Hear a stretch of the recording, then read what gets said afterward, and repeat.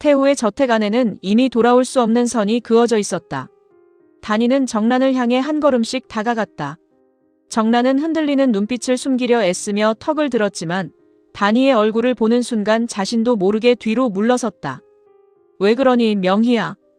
또 무슨 소리를 들은 거니? 단이의 입술이 떨렸다. 그 이름 부르지 마세요. 정란의 눈썹이 꿈틀거렸다. 뭐? 당신들이 짓밟고 죽이고 지워버린 사람 이름. 아무렇지 않게 부르지 말라고요. 정란은 웃으려 했지만 목소리 끝이 흔들렸다. 내가 지금 뭘 안다고 이러는 거야? 단이는 손에 쥐고 있던 서류를 정란의 앞에 던졌다. 바닥에 흩어진 종이들 위로 오래 숨겨졌던 이름과 날짜들이 드러났다. 다 알았어요. 우리 언니가 왜 죽었는지, 누가 언니를 죽음으로 몰았는지, 그리고 당신들이 그 진실을 어떻게 묻었는지. 정란의 얼굴에서 핏기가 사라졌다. 그때 태호가 거실로 들어섰다. 단이를 본 태호의 눈빛이 싸늘하게 굳었다. 김명희, 지금 여기서 뭐 하는 거야? 단이는 천천히 태호를 바라봤다. 닥쳐. 태호의 얼굴이 일그러졌다. 뭐? 단이는 태호 앞으로 다가섰다. 눈물은 이미 말라 있었다.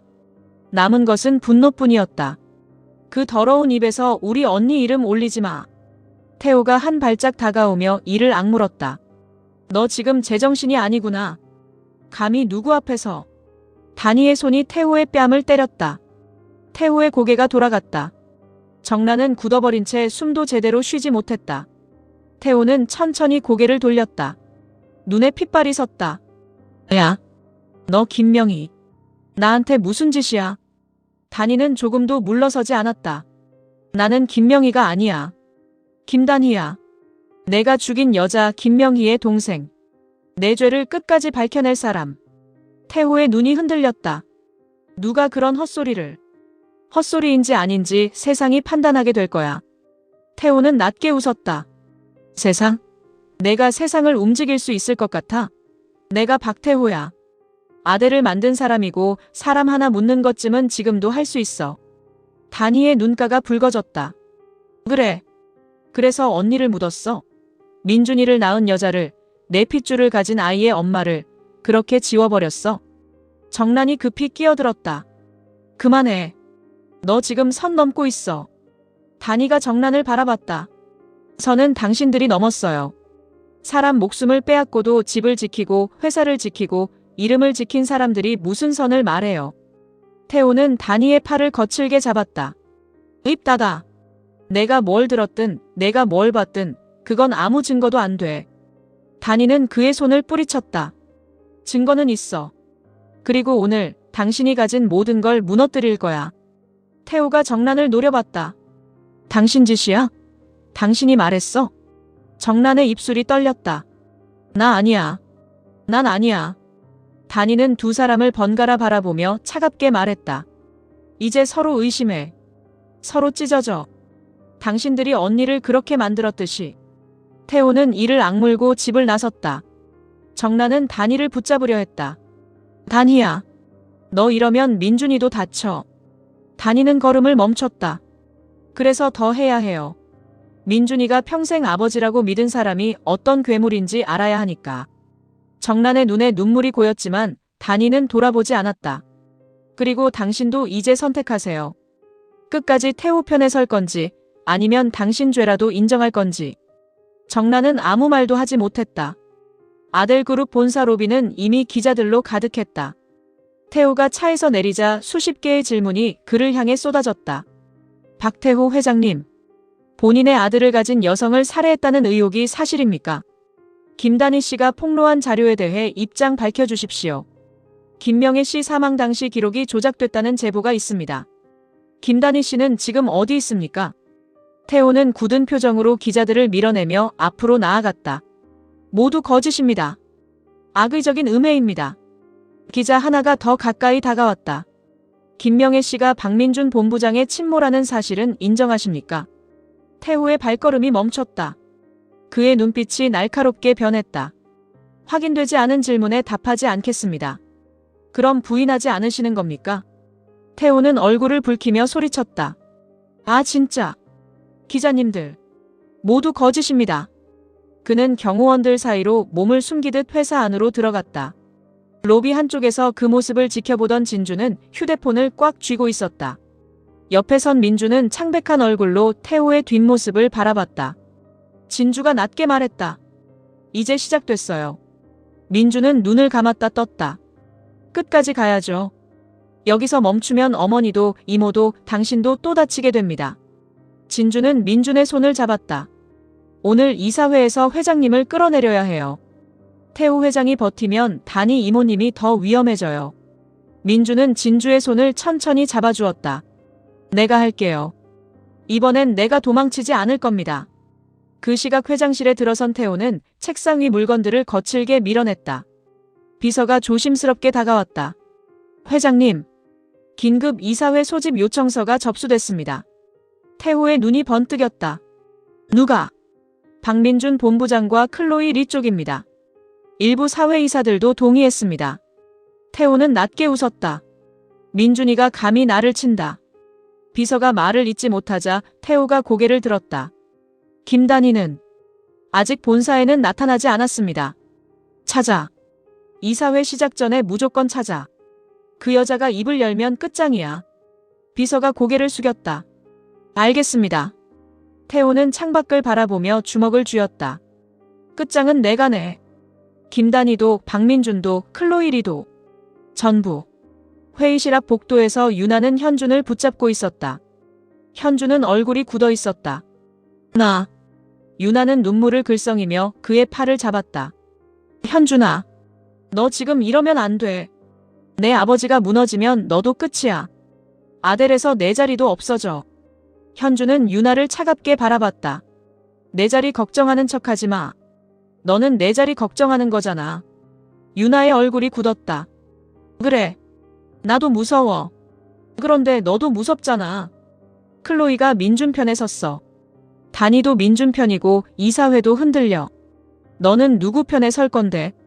현준의 눈빛이 흔들렸다. 난. 유나가 그의 얼굴을 붙잡듯 가까이 다가왔다. 너는 박현준이야. 박태호 회장의 아들이고 아델 제2본부장이야. 여기서 무너지면 아무것도 아니야. 클로이는 절대 너한테 안 와. 걔는 끝까지 민준이 편이야. 현준은 주먹을 쥐었다. 그 이름 입에 올리지 마. 왜? 아직도 클로이가 너한테 돌아올 것 같아?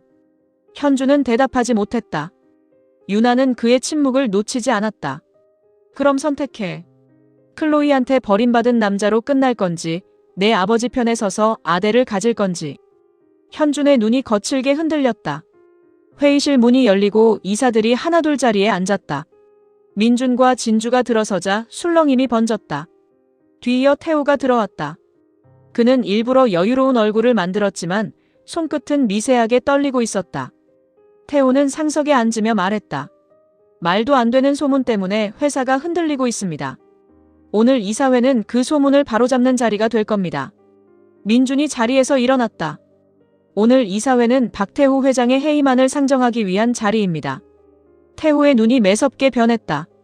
박민준. 민준은 태호를 똑바로 바라봤다.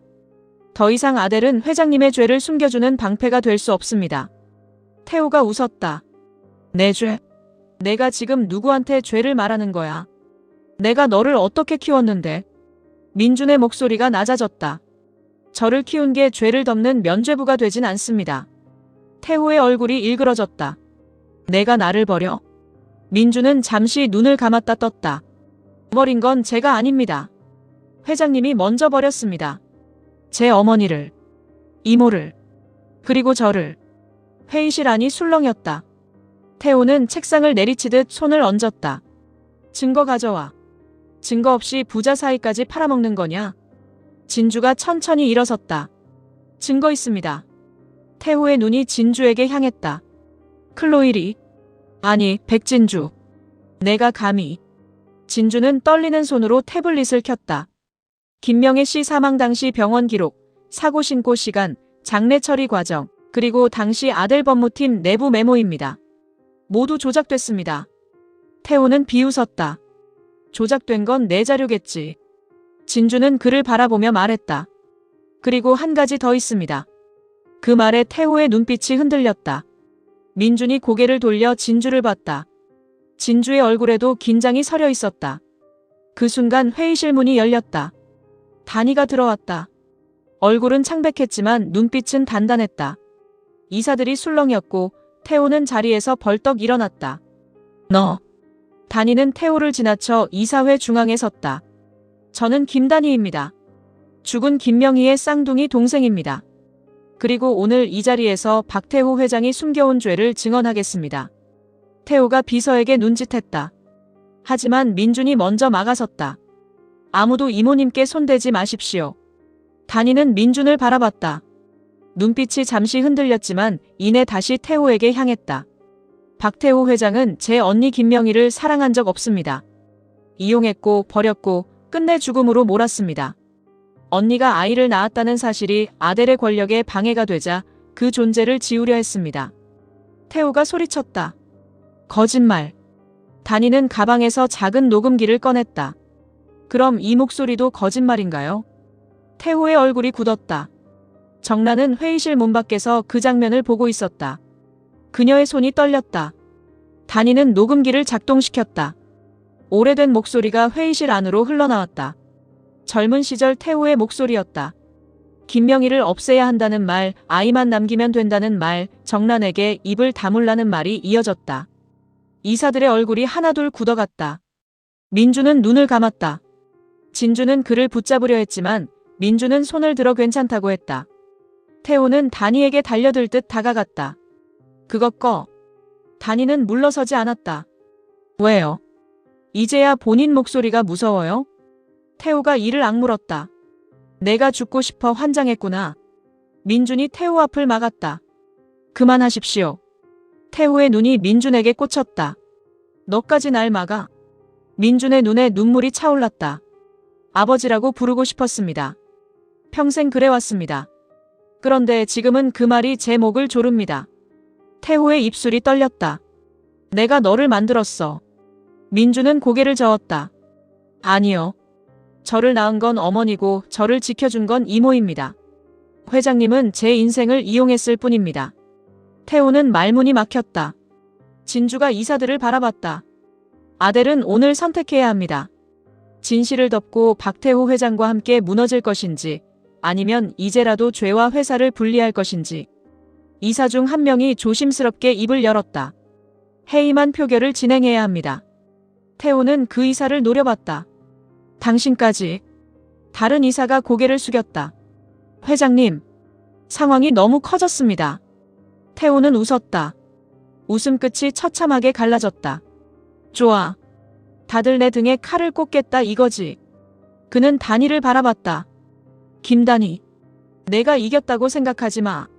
너는 내 언니처럼 끝까지 아무것도 못 지킬 거야. 단희의 눈에 눈물이 고였다. 틀렸어. 언니는 지켰어. 민준이를. 그리고 나는 그 아이를 지킬 거야. 태호는 더 이상 대답하지 못했다. 그때 회의실 밖에서 비서가 급히 들어왔다. 태호에게 다가가 귓속말을 했다. 태호의 표정이 미세하게 바뀌었다. 단이는 그 변화를 놓치지 않았다. 또 무슨 짓을 꾸미는 거야? 태호는 입꼬리를 올렸다. 늦었어. 민준이 비서를 붙잡았다. 무슨 말입니까? 비서는 대답하지 못했다. 회의실 밖 복도에서 정란의 휴대폰이 울렸다. 정란은 떨리는 손으로 전화를 받았다. 수화기 너머 한 선생의 목소리가 들려왔다. 세상의 진실이 밝혀졌네요. 박태호와 김단희의 진실이. 정란의 눈동자가 흔들렸다. 당신이 왜? 한 선생은 낮고 차분하게 말했다. 이제 우리도 움직일 때가 된 것 같습니다. 정란은 벽을 짚었다. 무슨 짓을 하려는 거야? 한 선생의 목소리가 더 낮아졌다. 오정란 관장님. 아직 세상은 반쪽만 알고 있습니다. 김명희가 왜 죽었는지, 박태호가 무엇을 빼앗았는지, 그리고 당신이 그날 밤 무엇을 숨겼는지. 정란의 얼굴이 하얗게 질렸다. 그만해요. 그만두기엔 너무 오래 기다렸습니다. 전화가 끊겼다. 회의실 안에서는 표결이 시작되려 하고 있었다. 단이는 민준 옆에 섰고 진주는 그 뒤에서 자료를 정리했다. 태호는 상석에 앉아 모두를 바라봤다. 궁지에 몰린 사람의 얼굴이 아니었다. 오히려 무언가를 기다리는 얼굴이었다. 민주는 불길함을 느끼고 다니에게 다가갔다. 이모, 잠시 나가 계세요. 다니가 고개를 저었다. 아니, 끝까지 볼 거야. 진주도 주변을 살폈다. 뭔가 이상해요. 태호 회장이 너무 조용해요. 태호가 천천히 입을 열었다. 표결 전에 나도 하나 공개하지. 모두의 시선이 태호에게 쏠렸다. 김단희가 누군지, 김명희가 누군지, 민준이가 누구 아들인지. 좋아. 다 밝혀. 그런데 너희가 모르는 게 하나 있어. 단희의 얼굴이 굳었다. 무슨 소리야? 태호는 비서에게 눈짓했다. 회의실 대형 화면에 병원 기록 하나가 떠올랐다. 민주는 화면을 보자마자 얼굴이 굳었다. 진주의 손에서 태블릿이 미끄러질 뻔했다. 단희는 한 걸음 앞으로 다가갔다. 저게 뭐야? 태호가 잔인하게 웃었다. 김명희가 마지막까지 숨기려 했던 기록. 민준의 눈이 화면의 이름에 고정됐다. 김명희. 출산 기록. 보호자명. 그리고 그 아래 적힌 또 다른 이름. 단희의 목소리가 갈라졌다. 아니야. 그럴 리 없어. 태호는 자리에서 일어나 단희를 바라봤다. 내 언니가 죽기 전 마지막으로 만난 사람이 누군지 알아? 회의실 문이 다시 열렸다. 모두가 돌아봤다. 한 선생이 천천히 안으로 들어왔다. 그의 손에는 오래된 봉투가 들려 있었다. 정란은 복도 끝에서 그를 보고 그대로 굳었다. 한 선생은 태호를 보지 않고 단희를 바라봤다. 김단희 씨. 이제는 알아야 합니다. 단희의 눈이 흔들렸다. 뭘요? 한 선생은 봉투를 내밀었다. 박민준 본부장의 출생에 관한 진짜 기록입니다. 민준이 숨을 삼켰다. 진주는 민준의 팔을 붙잡았다. 태호의 웃음이 사라졌다. 한 선생은 단희 앞에 멈춰섰다. 김명혜 씨가 죽기 전 마지막으로 지키려 했던 건 박태호 회장의 비밀이 아니었습니다. 단희는 봉투를 받지 못하고 손을 떨었다. 한 선생이 마지막 말을 꺼냈다. 박민준 본부장의 친부는 박태호 회장이 아닙니다.